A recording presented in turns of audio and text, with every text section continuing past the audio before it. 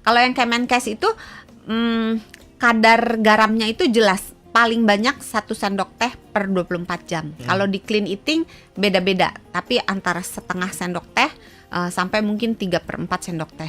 Jadi garam boleh, micin sebetulnya boleh karena tidak pernah ada praktisi clean eating yang benar-benar nge-ban gitu. Sama sekali nggak boleh makan garam gitu. Karena bagaimanapun tubuh kita membutuhkan garam untuk berfungsi dengan baik. Termasuk micin ya?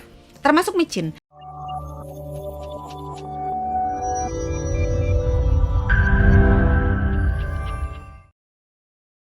Terus bedanya sama pedoman gizi seimbang yang dianjurkan sama Kemenkes itu apa, Dok? Karena kan kalau kata Dokter Santi itu harus kompleks. Nah, bedanya sama itu apa kalau gitu? Sebetulnya mirip.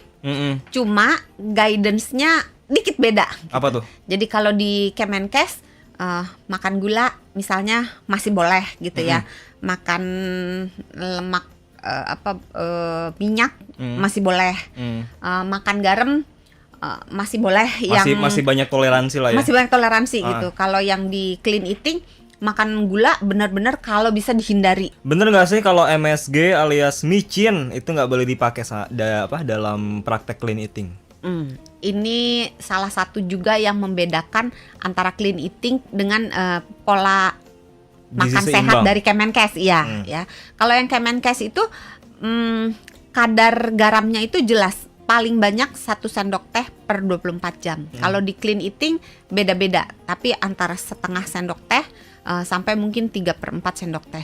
Jadi garam boleh, micin sebetulnya boleh karena tidak pernah ada praktisi clean eating yang benar-benar nge-ban gitu. Sama sekali nggak boleh makan garam gitu. Karena bagaimanapun tubuh kita membutuhkan garam untuk berfungsi dengan baik. Termasuk micin ya? Termasuk micin. Karena yang kita butuhkan itu dari garam adalah natriumnya. Kalau garam meja ya, itu nama kimianya natrium klorida. Jangan pusing sahabat sonora. Ini cuman itu doang kok. Kita nggak bahas kimia yang lain. Sedangkan kalau yang di micin itu ada yang namanya monosodium glutamat MSG, monosodium glutamat. Nah, sodium dengan natrium itu sama aja kayak Mas Wicak dengan Mas Soni, sama nggak? Sama. Santi dengan Dokter Santi, Doksan sama gitu. Jadi natrium dengan sodium itu merujuk hal yang sama. Nah, natrium atau sodium inilah yang kita butuhkan gitu. Jadi tidak ada boleh tetap menggunakan micin atau MSG sepanjang takarannya tidak berlebih-lebihan. Terus juga ada yang bilang praktisi clean eating menghindari makanan atau minuman yang bebas gluten. Itu bener nggak? Enggak ya? Enggak. Oke. Bahwa ada sekelompok praktisi clean eating yang menghindari gluten karena beranggapan bahwa gluten itu merusak tubuh, ada.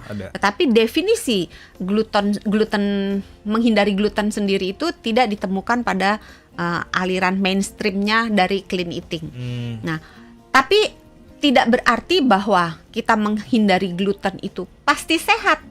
Karena gluten tidak membawa masalah kesehatan apapun pada orang yang tidak mengalami gangguan pada ususnya. Jadi kalau dia nggak alergi, ya nggak apa-apa makan gluten. Kenapa? Kalau dia nggak ada keluhan untuk membatasi gluten, karena beberapa penyakit memang harus membatasi atau menghindari gluten. Tapi untuk orang normal, sehat pada umumnya yang nggak punya penyakit, nggak punya gangguan apa, nggak punya pembatasan terhadap gluten, makan gluten nggak ada masalah gitu. Hanya iya, biasa Dokter Santi kan ada lala tapi gitu kan.